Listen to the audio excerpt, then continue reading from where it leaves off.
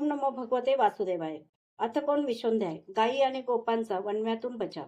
श्री शुकदेव म्हणतात, एकदा गोपाळ खेळांमध्ये गुंग झाले असता त्यांची गुरे स्वच्छंदपणे चरत गवताच्या लोभाने घनदाट जंगलात गेली.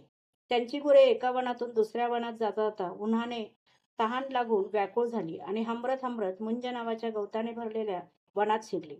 श्रीकृष्ण बलराम आदी गोपाळांना जेव्हा शोधूनही जनावरांचा काहीच ठाव ठिकाणा लागला नाही, तेव्हा त्यांना खेळण्याचा पश्चाताप झाला.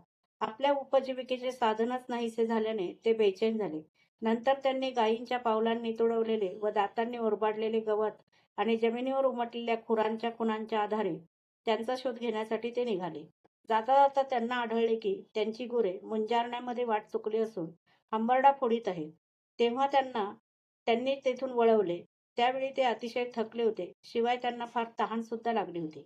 भगवान श्रीकृष्ण आपल्या मेघगंभीर वाणीने गायींना नावांनी हाका मारू लागले. आपल्या नावाचा आवाज ऐकताच गायी अतिशय आनंदित होऊन हुंकार देऊ लागल्या. तेवढ्यात त्या वनाला सगळीकडून अचानक जी वनवासी जीवांचा काळच अशी आग लागली. त्याचबरोबर वारे वाहू लागल्याने आग भडकली आणि आपल्या भयंकर लोळांनी चराचराला भस्मसात करू लागली. जेव्हा गोपाळांनी आपल्या गुरांनी पाहिले की वणवा चारी बाजूंनी आपल्याकडेच येत आहे, तेव्हा ते अत्यंत भयभीत झाले आणि मृत्यूच्या भीतीने घाबरलेले जीव ज्याप्रमाणे भगवंतांना शरण जातात, त्याचप्रमाणे ते श्रीकृष्ण आणि बलरामांना जाऊन म्हणाले, महावीर श्रीकृष्ण, श्रीकृष्ण प्रतापी बलराम, आम्ही आपणास शरण आलो आहोत. या दावानलात आम्ही होरपळून जाणार, तुम्ही आम्हाला वाचवा. श्रीकृष्णा, आमचे सर्व काही तूच आहेस, मग आमचा नाश कसा होणार? हे सर्व धर्म जाणणाऱ्या श्यामसुंदरा, तूच आमचा रक्षण करता, आम्हाला फक्त तुझाच आधार.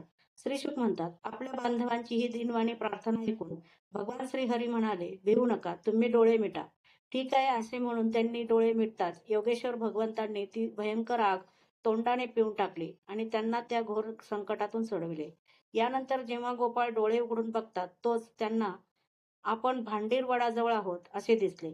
अशा प्रकारे त्यांची आणि गुरांची दावानलापासून सुटका झाल्याचे पाहून ते गोपाळ आश्चर्यचकित झाले. श्रीकृष्णांची ही योगसिद्धी आणि योगमायेचा प्रभाव तसेच दावानलापासून आपले रक्षण झाल्याचे पाहून ते श्रीकृष्णांना देव मानू लागले. संध्याकाळ झाल्यानंतर बलरामाबरोबर भगवान श्रीकृष्ण गायींना माघारी वळवून बासरी वाजवीत वज्राकडे आले. त्यावेळी गोपाळ त्यांची स्तुती करत येत होते.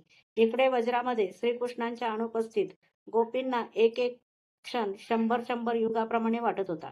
जेव्हा त्यांचे दर्शन झाले तेव्हा त्यांना परमानंद झाला. अध्याय 19 समाप्त.